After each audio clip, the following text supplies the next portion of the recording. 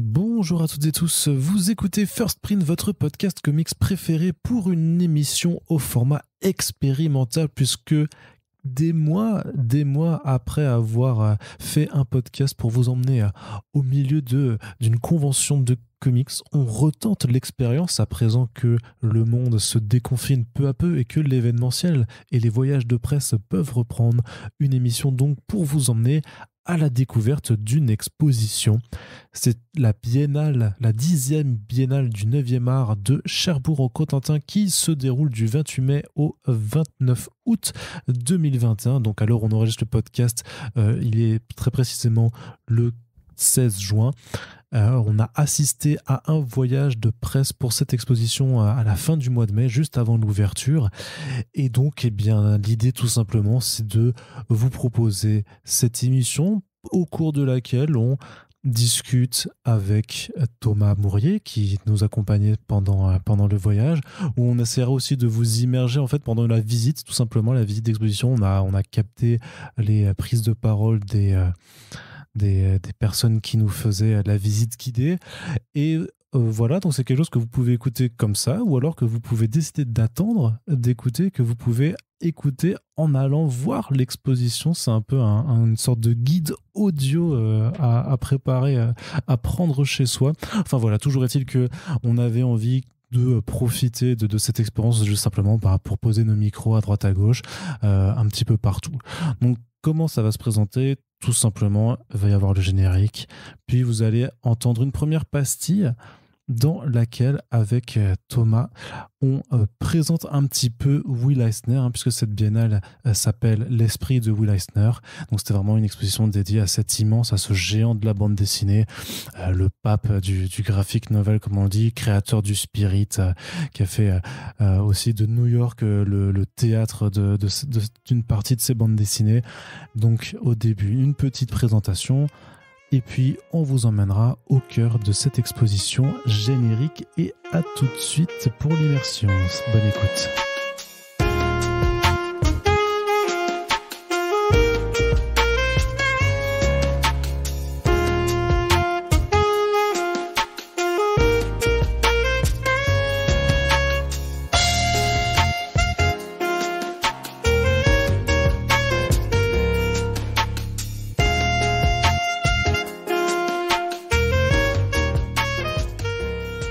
Là, on est dans le train en direction de Cherbourg. Exactement, il fait beau. Et je suis en compagnie de Thomas Mourier. Bonjour Thomas.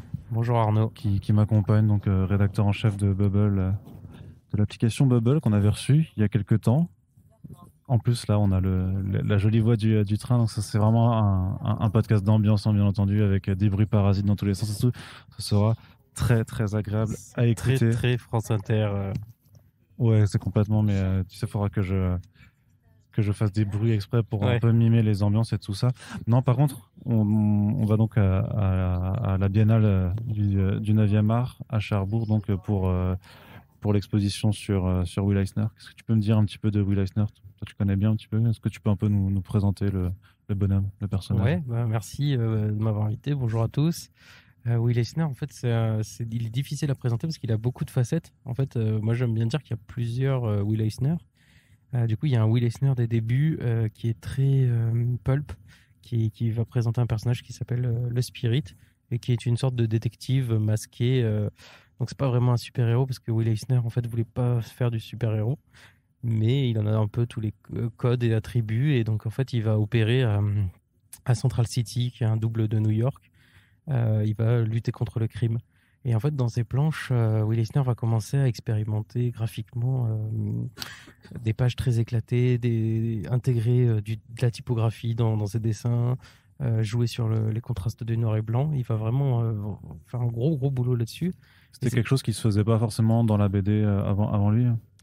Bah en fait, en même temps, avant lui, la BD, il n'y en avait pas tant que ça. Parce qu'en fait, lui, quand il commence à faire The Spirit, il a déjà une carrière, il a déjà commencé à dessiner. Et à l'époque où Spirit arrive, je crois que Batman n'a que 2 ans d'existence ou quelque chose comme ça. Enfin, ça, on est vraiment pas loin.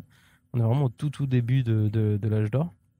Donc en fait, il n'y avait pas tellement de références auxquelles se comparer. Mais lui, c'était quelqu'un qui a beaucoup innové dès le début, quoi. Et les autres, parce que tu disais qu'il y a plusieurs Will Eisner, donc là, tu as d'abord le Will Eisner Pulp Voilà, c'est avec ça. le Spirit. Après, tu as le Will Eisner un peu chef d'entreprise parce que tout de suite, il monte en fait un énorme studio, enfin un gros studio en fait de bande dessinée où il va répondre à plein de commandes, il va faire de la bande dessinée voilà, pour pas mal d'éditeurs, il va faire des choses plus tard aussi pour l'armée. C'est quelqu'un qui va beaucoup bosser, qui va se servir du médium bande dessinée comme vraiment son métier, peu importe, c'est un mercenaire, quoi, mais il va le faire quand même bien. Et il va délaisser un petit peu le spirit pour passer à d'autres choses. Et en fait, on remarque, enfin, il est surtout remarqué comme étant l'instigateur du roman graphique. Donc, c'est pas l'inventeur du terme, mais c'est lui vraiment qui a popularisé ce terme-là dans la bande dessinée. Et en fait, il va l'apposer sur son premier roman graphique qui s'appelle Un pacte avec Dieu. Je crois que c'est en 79, si je dis pas de bêtises, il faudrait que je vérifie. Mais en tout cas, donc, il voulait se démarquer de la bande dessinée un peu qui était mise au rayon jeunesse dans les comic shops. Et donc, c'est pour ça qu'il a mis ce titre-là, ce sous-titre-là, un graphic novel, sur son bouquin. Et là, il change un peu les codes. En fait, il propose quelque chose de plus personnel, une réflexion qui va poursuivre dans tous les livres suivants. Il va parler beaucoup de New York, beaucoup de sa ville. Il va parler beaucoup des Juifs. Il va mettre ça en place dans une sorte de petit théâtre. En fait, ces planches, ça va vraiment devenir quelque chose de très théâtral.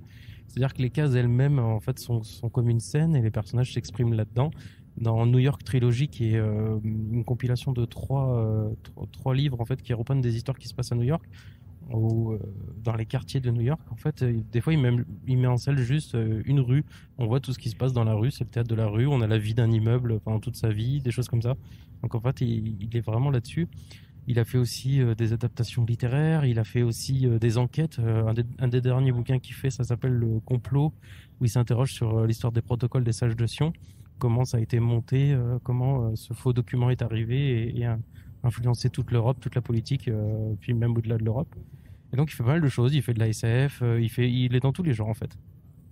Est-ce que c'est, pour toi, c'est quoi sa place dans l'histoire de la bande dessinée américaine, Will Eisner?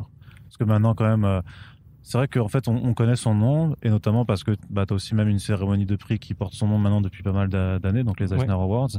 Donc on sait, grosso modo, qui c'est, mais j'ai pas l'impression que forcément tous les gens qui disent de la bande dessinée, et notamment de la bande dessinée américaine, ont forcément lu son œuvre, ou savent vraiment en fait qui est-ce qu'il est par rapport, disons, à un Stan Lee ou un Jack Kirby. Ouais, alors c'est peut-être aussi vu de France. En tout cas, c'est ça. En fait, c'est vraiment un des grands fondateurs du médium bande dessinée, puisqu'il est vraiment un peu au début. Puis en plus, c'est quelqu'un, je l'ai pas dit aussi, mais qui a donné des cours en fait sur la fin de sa vie, qui a beaucoup échangé sur la bande dessinée. Il y a plusieurs livres en fait. Ouais, il y a des livres pour l'art de la bande dessinée, tout ça. Ouais, les clés de la bande dessinée qui ont été réédités chez Delcourt. Et puis il y a aussi un super livre de conversation entre Frank Miller et lui, qui s'appelle Eisner Miller, qui est paru chez Rackham. Je crois qu'il a été réédité récemment. Et en fait, il parle de dessin, il parle de noir et blanc. Et en fait, on voit que Frank Miller a absorbé en fait vraiment tout Eisner. Et en fait, tous ses débuts, et puis de toute façon, c'est hyper flagrant dans les Daredevil ou dans les choses comme ça, les débuts de Miller, tout cet héritage qu'il a absorbé. Donc en fait, Eisner, c'est quelqu'un qui a beaucoup fait de la passation, en fait. Donc déjà, il y a ça. Et puis il a beaucoup influencé, même au-delà des gens qui sont inspirés de lui. Donc en fait, aux États-Unis, c'est vraiment une grosse référence pour tout le milieu. Alors après, côté public, comme tu dis, effectivement, il est peut-être un peu moins connu. Des États-Unis, je sais pas dire, donc je me prononcerai pas dessus. Mais en France, il est mal édité. Enfin, il est mal édité. Il est pas assez édité. Pas assez bien édité, ouais, ou pas ça. assez. Ouais. C'est une question de quantité à la fois et de qualité peut-être aussi. Voilà, ça. Bah déjà, tout le Spirit n'existe plus. Donc, il y a eu des éditions chez Soleil. Je crois que c'était les dernières en fait qui avaient fait des trucs un peu chronologiques. Il y en avait eu avant chez Futuropolis aussi dans leurs belles éditions. Mais depuis, il y a plus rien. Donc ça, c'est assez incompréhensible. Et après, Delcourt a réédité quand même ces dernières années pas mal de trucs. New York Trilogy en tête, les clés de la bande dessinée ils sont ressortis il n'y a pas longtemps. Mais il y a des choses en fait qui sont encore indisponibles. Je crois que Fangin le Juif ou des choses comme ça sont pas trop disponibles. Affaires de famille aussi, il me semble qu'il n'est pas disponible, alors que ce sont des super bouquins hyper intéressants. Et donc voilà, il est pas assez peut-être édité, et aussi donc peut-être à cause de ça il est assez méconnu en France. Pourtant voilà, comme tu le disais, les Eisner Awards portent son nom. donc qui est la plus grande distinction aux États-Unis pour la bande dessinée. D'ailleurs, lui-même en a gagné 3, je crois. C'est assez marrant, le dessin, mais donc c'est l'équivalent de nos Fauves d'Or à Angoulême. Ouais, ou les Oscars pour le cinéma, Voilà. c'est comme ça, c'est les Oscars de la BD américaine.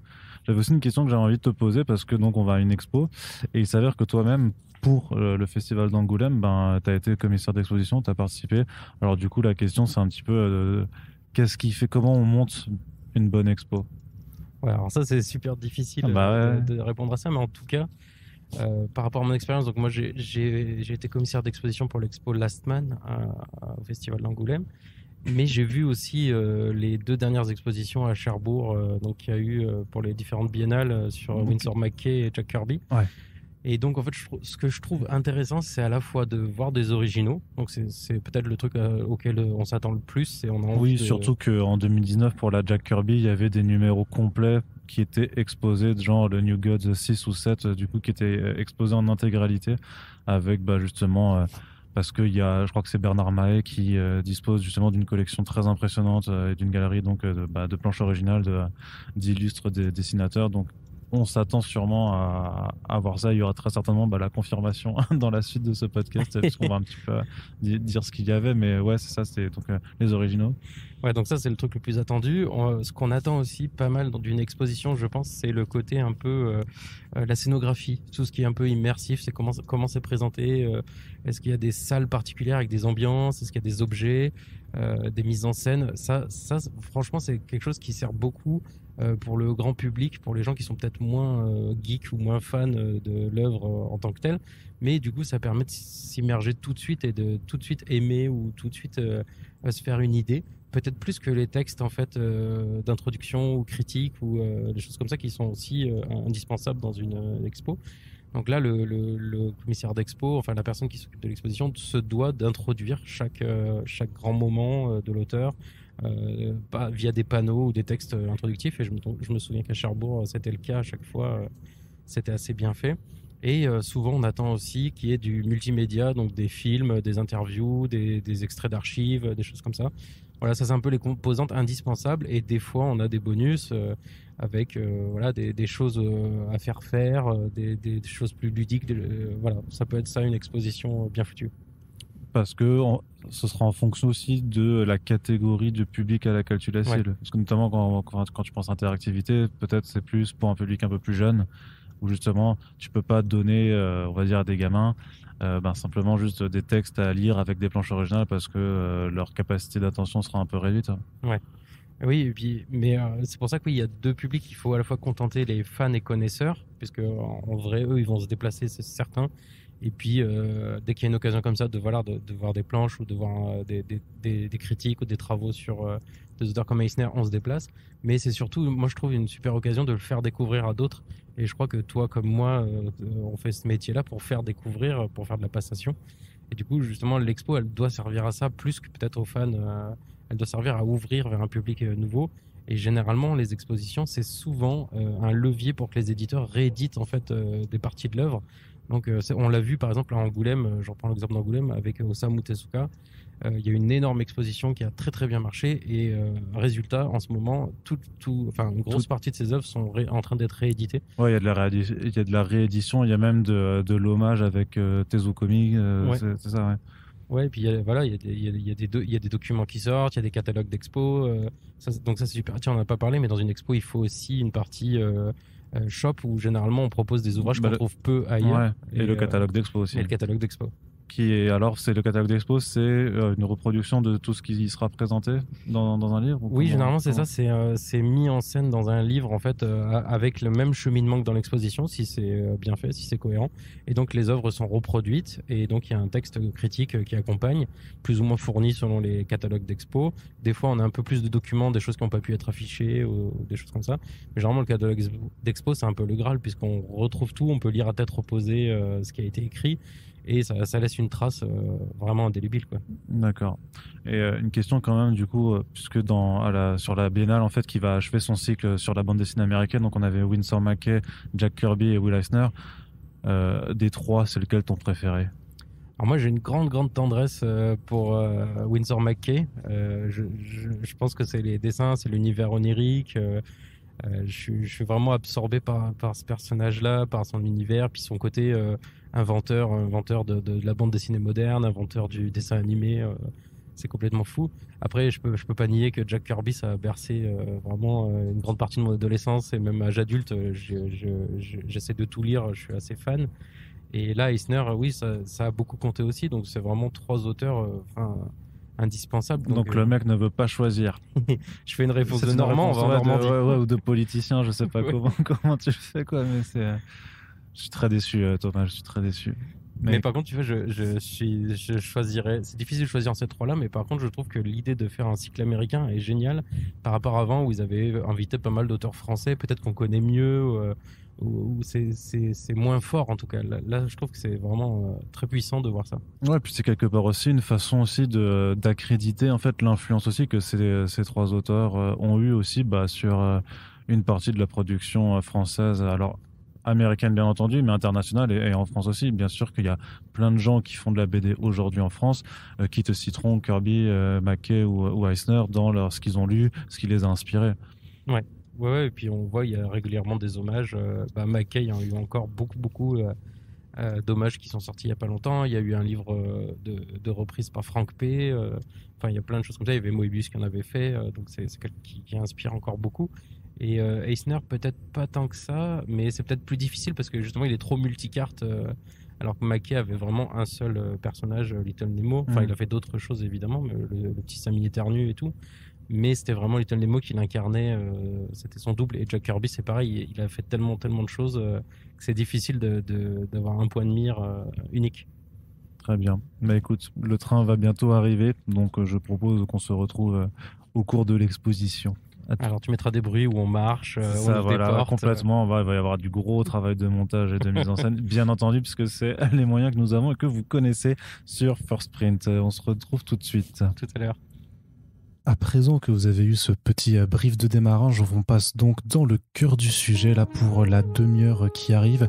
Il s'agit donc d'une retranscription audio, enfin d'un enregistrement audio de la visite guidée qui nous avait été donnée au musée Thomas-Henry à Cherbourg où se déroule l'exposition. J'ai essayé de faire des ajustements audio pour que ce soit écoutable. On espère que les indications vous plairont même si vous n'avez pas forcément les images en même temps. Il y a des choses assez explicites de toute façon qui vous permettront simplement de retracer, de vous imaginer le parcours de Will Eisner. Et comme je vous l'avais dit en introduction, ce podcast, en vrai, on vous conseille de prendre avec vous si vous vous rendez à Cherbourg cet été. Et puis au moment où vous visiterez à l'exposition, vous n'aurez qu'à appuyer sur play à ce moment-là. Heureusement qu'il y a le timecode dans la description. Très bonne visite à vous. Ces espaces urbains très populeux. Il grandit dans une pauvreté assez conséquente. Il commence à dessiner pour la publicité et il prend différents contrats en tant que freelance avant de commencer à faire des bandes dessinées et il intègre un des tout premiers comic books qui s'appelle WoW, avec lequel il travaille avec Jerry Iger. Ce comics fait 1 ou 2 issues avant de péricliter et il entame une nouvelle activité avec le même Jerry Iger en 1939. En 1936. 36, ouais. Pardon. Et c'est ainsi qu'il crée plusieurs séries comme Hawk of the Sea, qu'on n'a pas ici présenté dans l'exposition, qui sont vraiment des travaux préliminaires qui lui permettent de commencer à travailler sur la bande dessinée. Et il est débauché par Buzzy Arnold du Register and Tribune Syndicate, qui lui demande de créer, pour concurrencer le marché des comics en plein boom, une bande dessinée avec un héros costumé. À l'époque, on ne parlait pas encore de super-héros, mais de héros costumés. Et donc, il arrive avec cette proposition qui est le Spirit, qui est un héros. Alors, certes, il a un chapeau, il a un costume, mais il n'a pas de masque pour les premiers épisodes. Et surtout, il avait l'originalité de paraître dans les journaux. Donc, c'était des petits feuillets que vous voyez ici, présentés au centre de la pièce, qui étaient insérés dans les journaux dominicaux. tout en couleur, alors qu'à l'époque, dans les journaux, ce qu'on trouvait, c'était les scènes des pages, dont seules les premières et les dernières étaient colorées. Le reste était traité en noir et blanc. Donc à l'intérieur, il y avait une histoire du spirit et puis une autre histoire supplémentaire. Alors souvent, c'était une série que ses assistants réalisaient. On avait par exemple Lady Luck. Il travaillait avec des artistes comme Bob Powell, qui est connu aujourd'hui pour diverses séries. Et donc c'est ainsi qu'il commence à créer le spirit. Donc pour ce nouveau médium qui n'est ni un comic ni un journal, qui est un peu entre les deux et qui est aussi l'avantage d'être lu par toute la famille puisque c'était inséré dans les pages de journaux. Tandis que le comic book était plutôt à destination d'un public plus adolescent. Ce qui lui a permis de s'adresser aussi à un public plus adulte et donc de créer des personnages plus consistants avec des histoires plus second degré, susceptibles de plaire à tout le monde. Il avait également tout un registre de styles, de genres littéraires très divers. Il jouait à la fois sur le fantastique, sur la romance, sur le polar évidemment, parce que c'est vraiment de cette esthétique-là qu'est né le spirit, une esthétique assez noire du polar des années 30-40, comme on pouvait trouver au cinéma et dans les scènes des pages dont je parlais à l'instant. Donc voilà pour cette première salle qui retrace vraiment les années du spirit. Avec, donc, les histoires qui sont présentées sont des histoires d'après-guerre, avec un style qui est plus noir et plus libéré, je dirais, que pour les premières années, les années d'avant-guerre qu'on retrouve. On a du mal à trouver les originaux de ces premières histoires. Elles ont pour beaucoup été détruites parce que... On en a un ici. Oui, il y en a un qui est présenté ici. Ça, c'est un spirit qui date de 1941. Donc on peut bien voir l'évolution stylistique entre l'avant-guerre et l'après-guerre. Eisner a été mobilisé en 1942. Il a laissé la main à ses assistants pendant cette période-là. Et il n'a pas pu contrôler véritablement les originaux et les penchants de la série. Donc quand il revient après-guerre, qu'il retrouve sa série, il la retrouve dans un état assez lamentable. Il faut qu'il revoie toutes les finances de la société et qu'il remette le spirit dans le droit chemin en partant sur des expérimentations, sur quelque chose qui va être beaucoup moins dans le genre du polar, mais parfois plus social. On trouvera des fois le spirit va disparaître de ces histoires alors qu'il en est le héros principal, pour laisser place à d'autres personnages, des petits personnages moins importants qui vont vivre des aventures quotidiennes en fait, beaucoup moins aventureuses que ce que le spirit peut voir, beaucoup moins de batailles, beaucoup moins de... On s'écarte vraiment des comic books de l'époque. En fait, on se demande même si le spirit, en tant que personnage, intéresse vraiment tant que ça Will Eisner. Parce que dans certaines histoires, il est relégué à l'arrière-plan. On le verra dans une des prochaines salles, où en fait, c'est une histoire du spirit qui est centrée autour d'un autre personnage, et puis le spirit arrive à un moment, mais il reste vraiment en tant que personnage secondaire. Et dans l'immédiate après-guerre, Eisner dit que lui, ce qui l'intéresse, les vrais héros, ce sont les gens, les petites gens et leur vie quotidienne. Et finalement, cette espèce de culte du super-héros qu'on avait vu avec Kirby lors de la biennale précédente, mais totalement, n'intéresse pas Eisner, et il prend un malin plaisir finalement, avec une approche assez subversive et assez second degré, à aller casser systématiquement tous ces codes du super-héros. Et progressivement, au fil du spirit, effectivement, c'est l'arrière-plan, on va dire, qui va prendre de l'importance. Et tous ces petits drames humains, éminemment new-yorkais, qui peuplent les pages du spirit. Donc en fait, on s'aperçoit que dans le spirit sont déjà en germe les histoires qu'il va par la suite développer dans ses romans graphiques.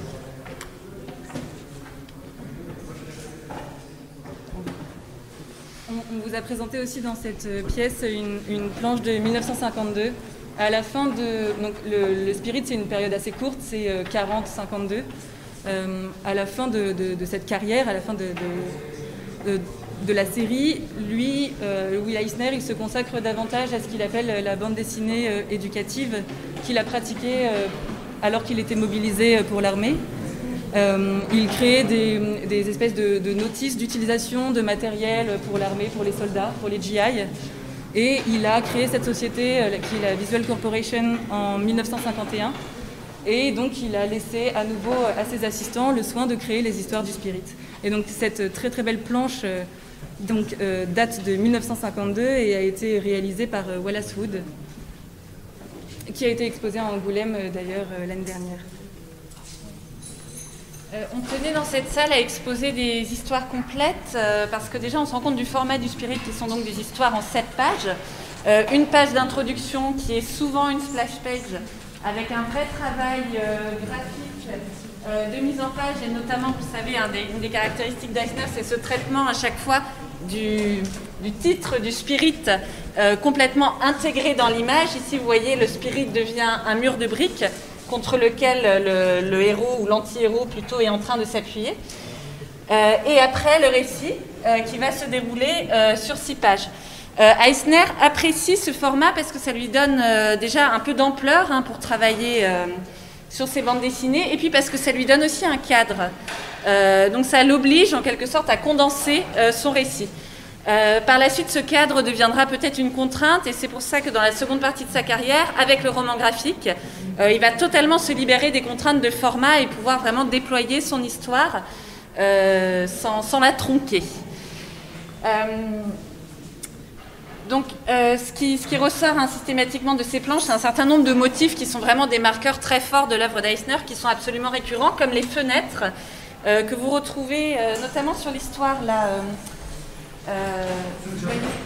The Job, qui se passe à Montmartre. Non, c'est pas celle-là. En tout cas, ici, vous voyez toute la planche introductive est vue à travers une fenêtre. En fait, là aussi, c'est assez représentatif de la vision au second degré d'Eisner, c'est-à-dire qu'en intercalant une fenêtre entre lui et le spectateur, il va encore prendre du recul et nous mettre dans une position de voyeur.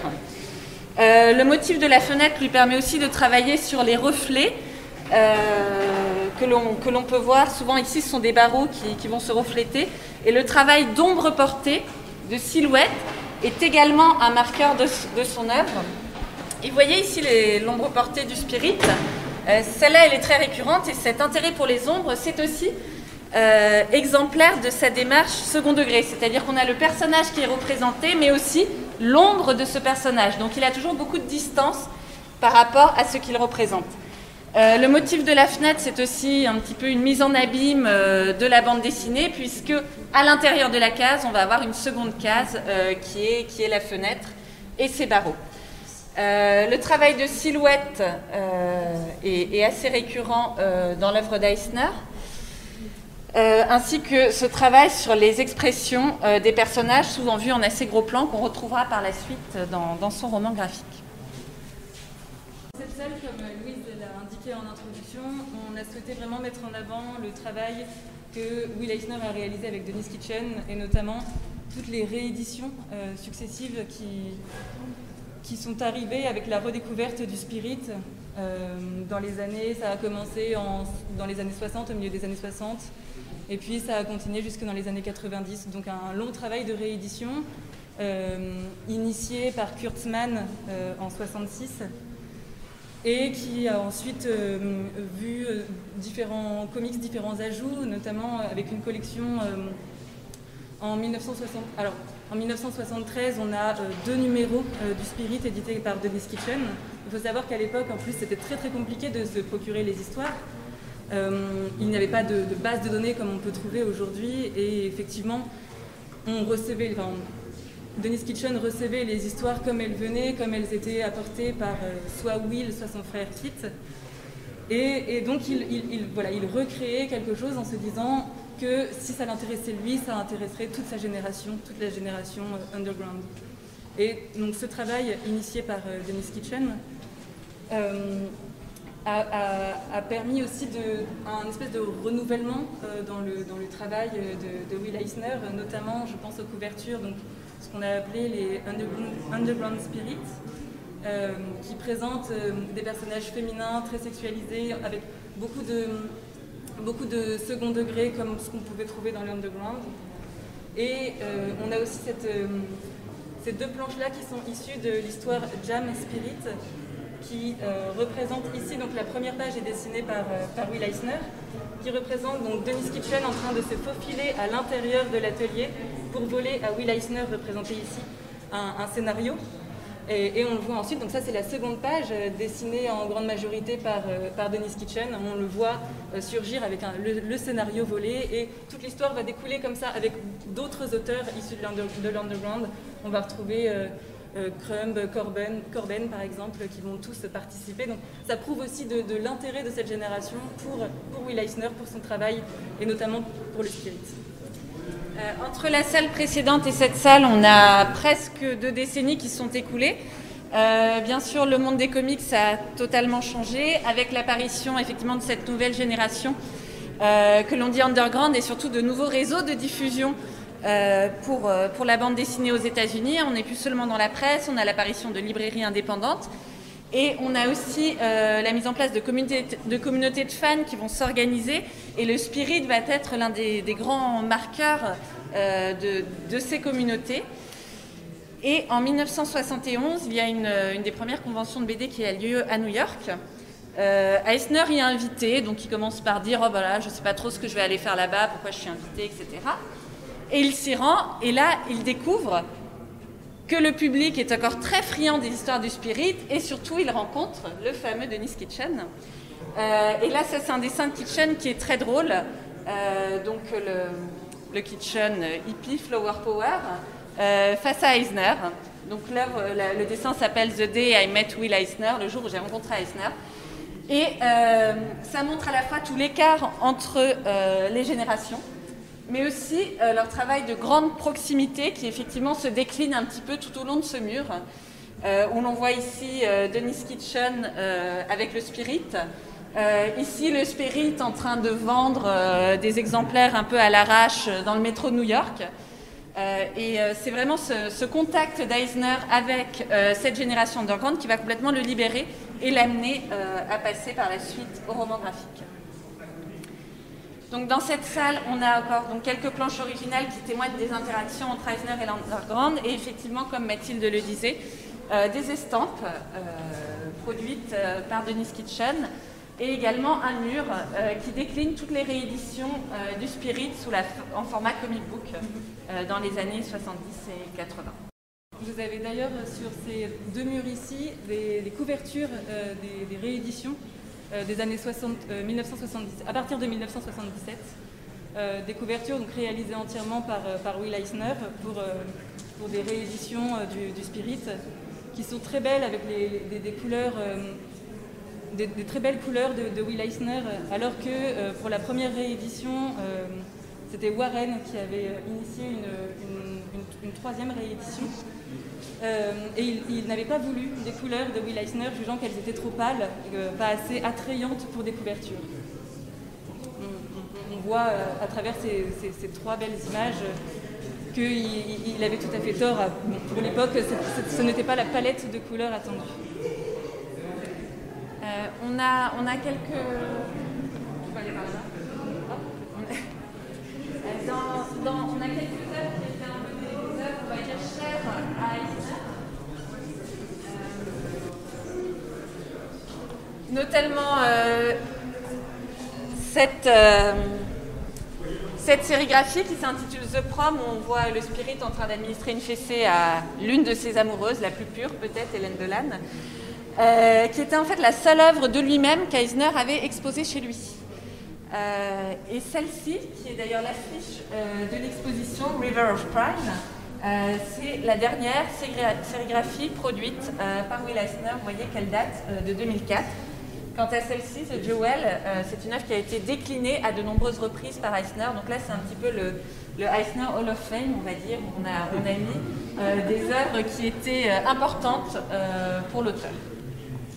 Mais est-ce que justement la façon dont Eisner représentait le personnage féminin, les héroïnes féminines, est encore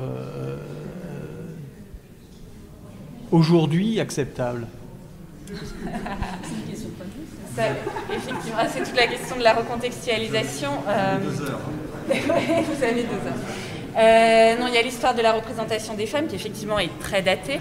Eisner, c'est quelqu'un qui a grandi dans les années 30, qui fait son spirit dans les années 40. Donc effectivement, on va avoir ces héroïnes féminines qui peuvent parfois être très vampes ou assez sexualisées, femmes fatales. Mais c'est effectivement l'époque.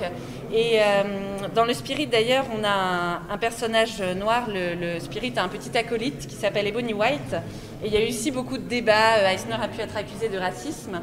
Et quand on lui a posé la question, il a dit simplement, c'est malheureux à dire, mais dans les années 40, quand un blanc faisait des comics et qu'il cherchait quelque chose qui faisait rire, c'était se moquer d'un accent et se moquer des caractéristiques physiques ethniques différentes de la leur. Je pense que c'est un petit peu pareil pour la représentation des femmes. Effectivement, aujourd'hui, un auteur en 2020 ne serait plus acceptable.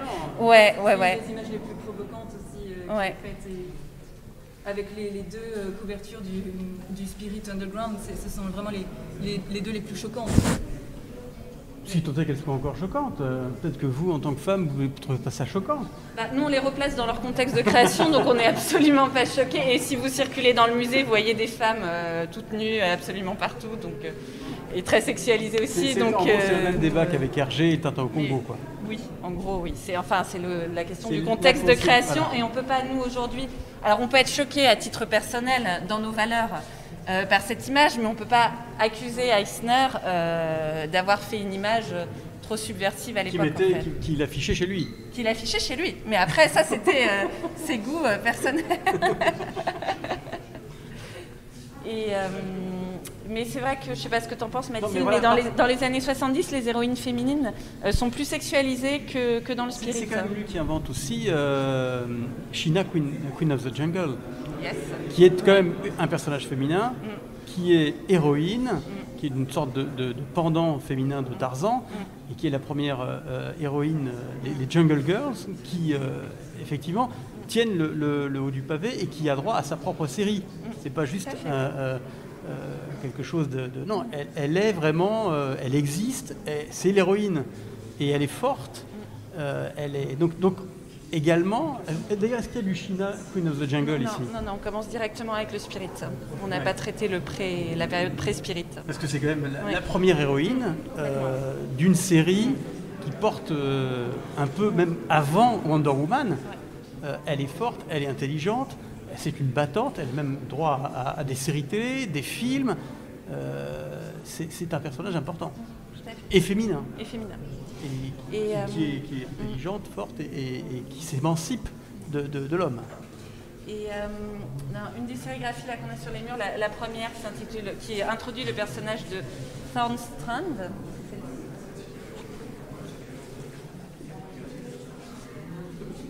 Il y a le Spirit qui parle au commissaire Dolan et qui dit quelque chose de très sexiste, genre avec les femmes, il faut savoir les tenir en main, etc. Et en fait, c'est complètement ridicule puisqu'on voit que ces personnages sont eux-mêmes le jouet de ces femmes fortes et qui les tiennent eux-mêmes, qui les manipulent. Donc voilà, c'est un peu l'arroseur arrosé finalement. Du roman graphique eisnerien. Donc il n'a pas inventé le terme, il a été inventé par... il aurait été inventé par Richard Kyle en 1964 pour parler en fait des bandes dessinées ou des comic books qui avaient un vrai impact graphique, quelque chose de qualité, de qualitatif. On ne sait pas si Eisner l'a repris à son compte ou s'il l'a vraiment inventé. Lui-même dit qu'il ne l'avait jamais entendu avant. Toujours est-il qu'il y a eu des occurrences auparavant, que notamment Kurtzman a fait donc son Jungle Book, qui était aussi présenté comme un roman graphique. C'était une 140aine de pages.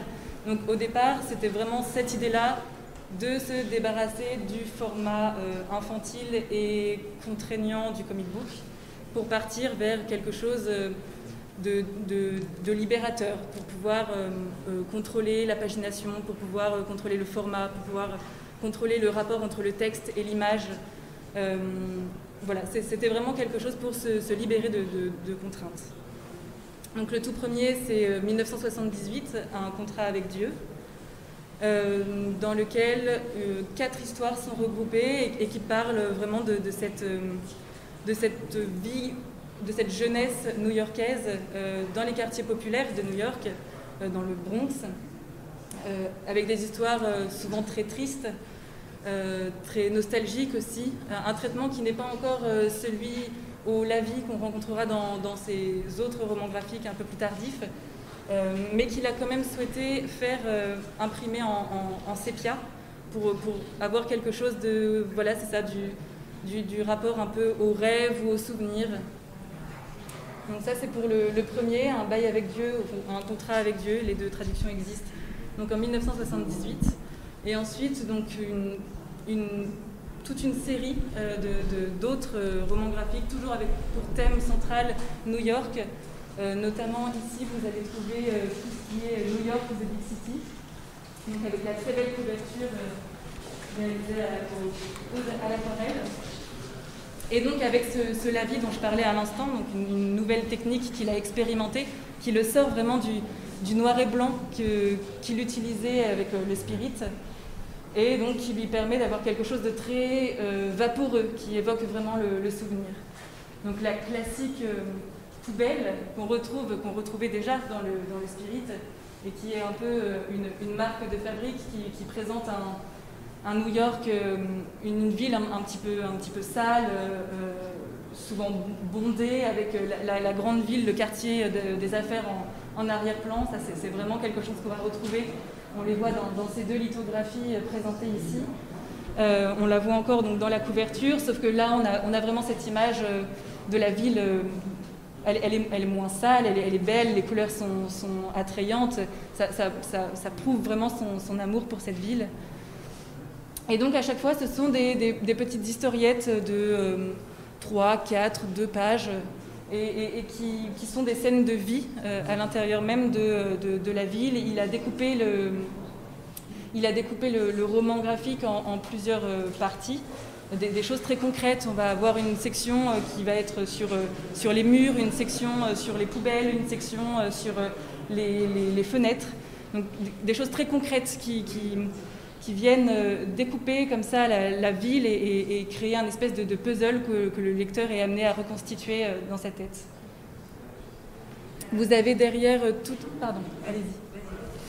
Vous avez derrière toutes les éditions originales de ces livres. Donc, A Contract with God a été publié par Baronnet Book en 1978, mais la maison a fait faillite.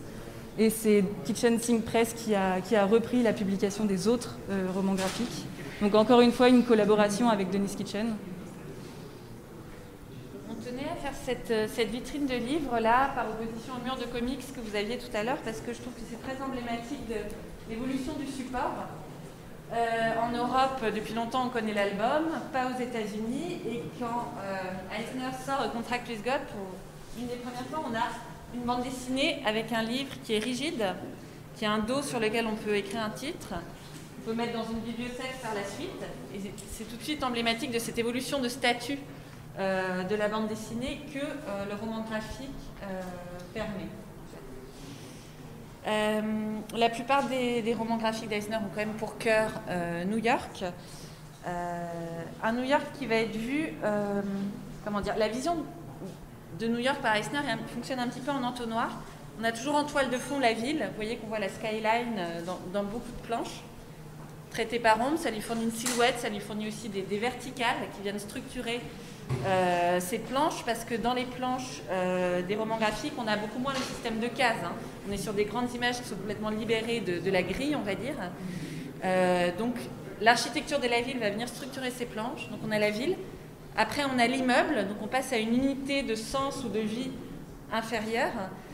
Au centre de A Contract with God, on a cet immeuble imaginaire, ce tenement, donc c'est cet immeuble pour immigrés du Bronx situé Droopsy Avenue, qui est là aussi une avenue imaginaire qu'Eisner invente. Et on suit les histoires des gens qui vont se succéder dans cet immeuble. Donc une unité de sens plus petite. Et enfin, la dernière unité de sens, ce sont les gens.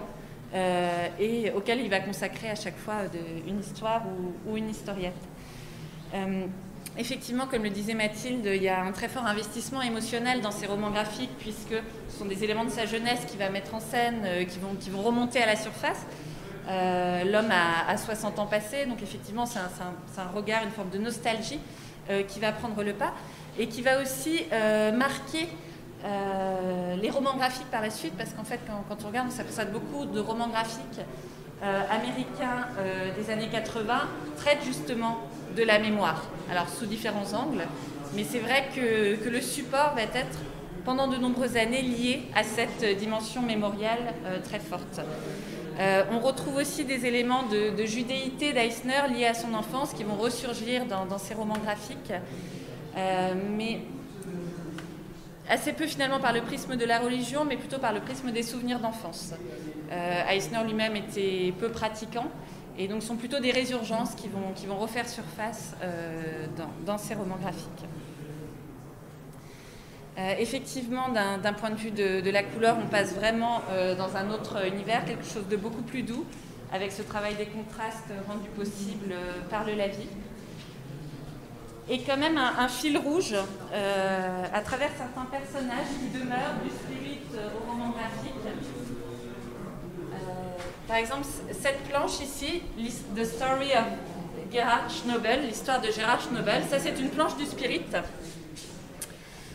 Donc qui date des années 40.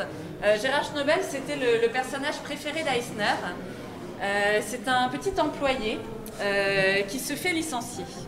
Et cet employé a un don extraordinaire, c'est qu'il sait voler dans les airs. Et donc cette histoire-là du Spirit, ça fait partie de ces histoires dans lesquelles le Spirit n'est qu'un personnage secondaire. Et donc dans l'histoire, on suit Schnobel qui se fait virer et qui va décider de voler, donc il monte au sommet d'un immeuble et il va se jeter dans le vide. Seulement pas de bol, derrière il y a le Spirit qui est pris dans une course-poursuite avec des bandits et Schnobel va prendre une balle perdue et va mourir en plein vol finalement. Donc là c'est assez emblématique de ces espoirs déçus qu'on retrouve beaucoup dans les œuvres d'Eisner. La dernière case est absolument phénoménale avec l'effet de vitesse qui est rendu par cette perspective très resserrée et les lignes qui viennent donner beaucoup de dynamisme au récit. Et Schnobel, il va ressortir un petit peu comme un leitmotiv finalement, cette explosion en plein vol, on va dire. Ici, dans cette lithographie qui est contemporaine de ces romans graphiques sur New York, on retrouve, voyez, le personnage qui est en train de voler avec les ouvriers en bâtiment un petit peu désabusés qui le regardent à côté et qui disent « mais qu'est-ce donc que ce rêveur ?» Et dans les romans graphiques d'Eisner, on a une dimension très dure, très réaliste, aux prises vraiment avec des problématiques sociétales, mais toujours une aspiration de ces personnages à un idéal qui se manifeste ici par le fait de pouvoir voler dans les airs, avec une fin tragique. À présent que cette visite guidée était terminée, retournons un petit peu du côté de Thomas qui va nous dire ce qu'il en a pensé pour une brève pastille. Donc là, on est de retour, on a fait l'expo avec Thomas, donc on fait une interlude entre deux interviews, puisque voilà, il faut un petit peu varier les formats dans le podcast, sinon on s'ennuiera un petit peu, et justement, je ramène Thomas qui ne s'est pas ennuyé alors. Bah non, la visite guidée était super. On a pu découvrir en fait tout le travail des commissaires d'expo qui ont collecté des planches qui n'avaient pas trop été montrées. Donc il y a des choses qu'on a déjà pu voir dans les expos comme Angoulême, mais il y a aussi des choses assez inédites. Et les choix thématiques qu'ils ont fait autour de cases particulières ou de motifs, je trouve aussi intéressant pour bien présenter les œuvres. Là, ce que je te pose, c'est vraiment d'avoir le regard du type qui bosse déjà, enfin qui a déjà bossé dans des expositions, et donc tu as forcément cet angle analytique aussi où tu vois justement ce dont on parlait en tout début d'émission, sur la scénographie, sur le contenu, sur la présentation, qui a été argumenté juste avant par Louise. Ouais, c'est ça. Moi, je trouve qu'il manquerait peut-être un petit volet scénographique, comme on disait. Donc, il y a une salle avec des agrandissements de cases qui rend bien, mais je trouve que ça manque un peu d'immersion pour peut-être le grand public, en tout cas. Peut-être avoir ce volet-là, comment toucher, justement, on parlait que c'était un auteur méconnu ou moins connu, comment le faire apprécier. Et peut-être il manque un peu ce sas d'entrée, parce qu'on arrive tout de suite dans une salle en fait qui présente des planches du Spirit, donc c'est des planches assez anciennes, donc ça parle pas à tout le monde, il faut connaître déjà un petit peu l'univers. Donc peut-être il manquerait un sas d'entrée pour bien apprécier, mais une fois qu'on est dedans, après effectivement on est assez conquis par ce qui est montré, qui est vraiment super beau.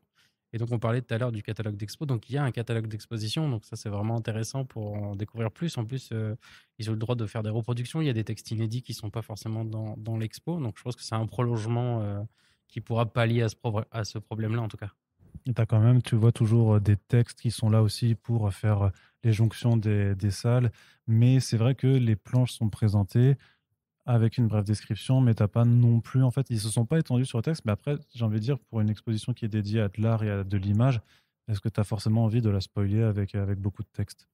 En fait, il y a deux écoles. C'est vraiment un truc qui revient dans toutes les expos. Il y a des gens qui font des cartels très fournis. Donc, les cartels, ce sont ces petits panneaux qui sont collés aux planches pour donner des explications. Généralement, on donne la technique, on donne l'année, on donne les collaborateurs. Et aussi, il y a un petit texte qui explique ce que raconte la planche. Là, effectivement, c'est assez succinct, mais du coup, c'est pas mal parce que notre œil est moins attiré vers ça. C'est un peu le problème de ces expos où il y a beaucoup de texte. C'est souvent, on lit le texte au détriment de regarder les images. Donc ça, c'est pas mal, c'est assez chouette. Mais peut-être que effectivement, les textes d'intro qui ouvrent les salles auraient pu être un peu plus conséquents pour donner un peu plus à manger, pour donner un peu plus de nourriture à l'âme. Parce qu'on mange pas. Hein. Je veux dire qu'avant, on t'a vu en train d'essayer de manger les planches originales. Tu t'es très très vite fait arrêter. Parce que faut arrêter. Mais blague à part, c'est quand même une exposition que tu recommandes alors. Oui, je recommande de venir voir cette exposition. C'est vraiment magnifique. Et puis, je pense que c'est assez inédit parce que la personne, donc j'ai oublié le nom, Bernard Mahé, qui a trouvé les planches, qui était un intime donc, de Will Eisner, propose aussi des sérigraphies, des choses que seul lui possède. Donc, je pense que ça serait une erreur de louper ça juste pour voir ces belles planches qui ne seront pas présentées avant longtemps parce qu'il y a eu cette exposition à Angoulême, il y a celle-ci. Donc, je pense que Will Eisner, on ne le reverra pas avant un petit moment en France. Donc, je pense que ça vaut le coup si c'est comme les éclipses, quoi. Il faut venir maintenant, sinon la prochaine est dans longtemps. Ok, très bien. Merci beaucoup. Merci à toi. La fin de ce podcast approche et bien entendu, on ne pouvait pas manquer l'occasion d'être sur place pour aller interroger Louise Allais qui travaille au musée Thomas-Henry et qui a supervisé l'exposition L'Esprit de Will Eisner. Voilà donc une petite interview pour conclure cette émission. Vous appelez Louise Allais, H-A-2-L-E-T. Louise Allais, je suis directrice des musées de Cherbourg. Et j'avais une première question à vous poser, c'est le choix en fait de Will Eisner après avoir fait donc les biennales sur Winsor McCay et Jack Kirby. C'était vraiment l'évidence absolue pour vous. C'est le troisième maître de la bande dessinée américaine après les deux personnes citées. C'est l'un des très grands maîtres de la bande dessinée américaine et aussi bien avec McCay qu'avec Kirby, on essayait de traiter d'auteurs qui ont également une grande influence et qui ont été déterminants dans la bande dessinée. Et Eisner est cette figure qui va traverser les décennies, qui va être capable de se réinventer et qui va aussi bien pour la génération de l'underground que pour les comics plus dark des années 80 avoir une grande influence. Donc c'est aussi cette figure un petit peu tutélaire de la BD américaine. Alors comment on monte une exposition autour d'une personnalité comme Will Eisner? Comment vraiment concrètement ça se travaille et ça se fait? Alors très concrètement, une fois que le thème est établi, on va essayer de chercher un fil rouge, une problématique, en tout cas quelque chose qui va faire la singularité de l'exposition. Donc pour nous, c'était le lien entre Eisner et la ville de New York, son influence sur ses contemporains et également l'intérêt pour le traitement graphique de ces différentes bandes dessinées. Donc après, on va chercher des planches qui correspondent finalement au grand thème que l'on souhaite traiter. Donc là, c'est tout le travail qui est mené par la galerie 9e Art, qui va être de contacter des collectionneurs aussi bien en Europe qu'aux États-Unis, de se mettre en réseau pour pouvoir les convaincre de prêter des planches de bande dessinée. C'est parfois compliqué, on n'a parfois pas la planche qu'on voulait, donc il faut en permanence être capable de s'adapter, de réadapter aussi le discours de l'exposition entre ce qui est disponible, finalement ce qu'on peut avoir en prêt et ce qu'on souhaite faire passer dans l'exposition. Et puis après, ça va être pour faire une exposition, ça va être beaucoup de transport aussi. Le fait de là, on a des œuvres qui venaient des États-Unis, qui sont prêtées par Denis Kitchen, donc un des derniers éditeurs d'Eisner, Et c'est vrai que dans le contexte actuel, c'est un petit peu compliqué. Ouais, j'allais demander si avec la pandémie, il y avait quand même eu plus de difficultés qu'à d'habitude. Ouais, il y a eu plus de difficultés. C'est sûr que le transport d'œuvres d'art est impacté par la pandémie. Habituellement, on accompagne les œuvres quand elles sont transportées. Là, c'est pas forcément possible. En tout cas, c'est plus compliqué. Il y a des coûts plus importants aussi puisqu'on a des taxes qui ont augmenté en raison de la crise sanitaire. Donc voilà, c'est pas la même logistique que d'habitude. Après, pour les prêts européens, ça a eu assez peu d'incidence. Alors le truc c'est que au musée Thomas-Henry, vous avez quand même donc tout l'étage qui est alloué, mais qui est pas forcément modulable à volonté. Vous avez des murs, enfin un espace restreint. Donc est-ce que vous décidez en fait quelle salle vous allez utiliser pour les thématiques, ou c'est après coup quand vous voyez ce que vous avez de disponible que vous décidez on va agencer ça en fonction de l'espace qu'on a? Alors effectivement, dans l'idéal, on fait un plan d'exposition, un scénario, et après c'est à l'espace de s'adapter. Au musée Thomas-Henry, on a un espace de, je dirais 400 mètres carrés à peu près pour les expositions temporaires, qui est tout en longueur. Alors on a la chance d'avoir des cloisons modulables, donc ce qui fait qu'on peut jouer sur les dimensions des salles, mais on est toujours là aussi obligé d'avoir un aller-retour entre les contraintes du lieu et ce qu'on souhaite mettre en valeur en termes de scénographie. Et alors concernant cette exposition, vous avez notamment dit pendant le parcours qu'on a entendu avant que vous avez décidé de ne pas prendre les travaux qui étaient pré-Spirit par exemple, et même l'idée de faire une salle avec une salle qui aurait été un peu pêle-mêle, genre l'autre Will Eisner, c'était pas quelque chose que vous vouliez faire cette fois? J'ai envie de dire, on aurait eu plus de place. On aurait bien sûr abordé d'une part le Eisner Pré-Spirit et d'autre part les travaux faits par Eisner dans les années 60, ses illustrations à vocation pédagogique pour l'armée. On aurait abordé également son rôle de théoricien de la bande dessinée. C'était dans le plan initial de l'exposition, mais après on s'est aussi dit qu'une exposition, c'est aussi une rencontre entre un visiteur et des œuvres, et pour que cette rencontre puisse avoir lieu, il faut que les œuvres puissent respirer et être mises en valeur. Donc on a préféré favoriser cette rencontre esthétique, visuelle, en mettant peut-être moins d'œuvres et en étant moins exhaustif que d'avoir vraiment une vision très, très exhaustive justement de la carrière d'Eisner, que d'autres ont fait avant nous avec beaucoup de talent. Donc voilà, nous on préférait aérer un petit peu. D'ailleurs, on n'a pas mis toutes les œuvres qu'on a fait venir ici finalement. Il y a des choix qui ont été faits, des choses que vous n'avez pas pu mettre. Oui, parce que c'était des choix esthétiques aussi pour faire respirer certaines œuvres et les mettre plus en valeur, plutôt que d'avoir un accrochage du sol au plafond, comme on avait pour Kirby, où c'était quelque chose de très très très dense. Mais ça collait bien à Kirby parce que c'était un bourreau de travail qui produisait plusieurs planches par jour. Eisner, on voulait une approche plus esthétique et favoriser une rencontre avec l'œuvre, donc moins d'œuvres. Et parce que c'est ce qui est vachement bien maintenant, c'est que donc on achève un cycle sur la bande dessinée américaine, donc avec une alternance en fait d'expositions aussi d'auteurs qui sont plus français, plus européens. Vous ressentez un petit peu l'attrait du public français pour la BD américaine, qui quand même, dans une grande majorité, est souvent mise de côté et moins appréciée à sa juste valeur? Ça commence doucement. C'est vrai que c'est assez désarçonnant pour les visiteurs. Alors, les biennales drainent un public d'initiés, donc qui arrive en connaisseur, donc là pas de problème. Mais effectivement, le public néophyte ou non averti a souvent quand même un premier mouvement de recul en disant oh c'est de la BD américaine, je connais pas, de toute façon je connais pas, etc. Et quand ils ressortent de l'exposition, ils sont heureux parce qu'on essaie d'avoir des textes assez pédagogiques, etc. Donc ils ont pu avoir au moins les bases. Mais je pense qu'effectivement c'est en multipliant ces expositions consacrées à des auteurs qui ne sont pas européens qu'on va pouvoir amener peu à peu à la reconnaissance de la bande dessinée américaine. Mais c'est vrai qu'il y a un contexte culturel et un rapport à la bande dessinée qui est tellement différent en France et aux États-Unis que le néophyte va être un petit peu perdu dans un premier temps quand il visite une expo consacrée à la BD américaine. Et à l'inverse, moi j'ai quand même noté souvent sur les réseaux sociaux que ces biennales-là, il y a beaucoup d'Anglais ou d'Américains qui en parlent, et donc vous avez normalement, il me semble, en tout cas sur les 2 dernières biennales, que vous avez un public anglophone qui vient en masse, qui vous envie en fait même, enfin qui nous envie ces expositions. Oui, c'est vrai, ça nous étonne d'ailleurs parce que effectivement, quand on voit sur les réseaux sociaux, génial, une expo Eisner à Cherbourg, on se dit mais vous devez en avoir aussi chez vous. Mais je sais pas si dans les pays anglophones, la bande dessinée étant exposée dans les musées. En France, on a la chance depuis plusieurs années d'avoir beaucoup de musées, mais bon. La Cité de la BD Angoulême bien sûr, mais aussi le Centre Pompidou et puis des musées de plus petite taille comme nous qui nous intéressons à la bande dessinée. Aux États-Unis, c'est encore assez tabou la BD dans les musées, et les expos de BD ont lieu soit dans les bibliothèques, soit lors des conventions. Donc avec une approche un petit peu différente que celle d'une expo dans un musée, on va avoir un discours très travaillé. Donc je pense que c'est ça en fait finalement que les Anglo-Saxons nous envient, c'est ces expos de bande dessinée qui sont faites en France et en Europe, comme tout autre type d'œuvre d'art, si je pourrais dire. Alors qu'aux États-Unis, il y a encore une distance par rapport à ça. Alors c'est très chouette du coup d'avoir pu ramener, déjà avec Jack Kirby, c'était moins le cas avec Winsor McCay, mais de pouvoir aussi ramener du super-héros en fait dans un musée.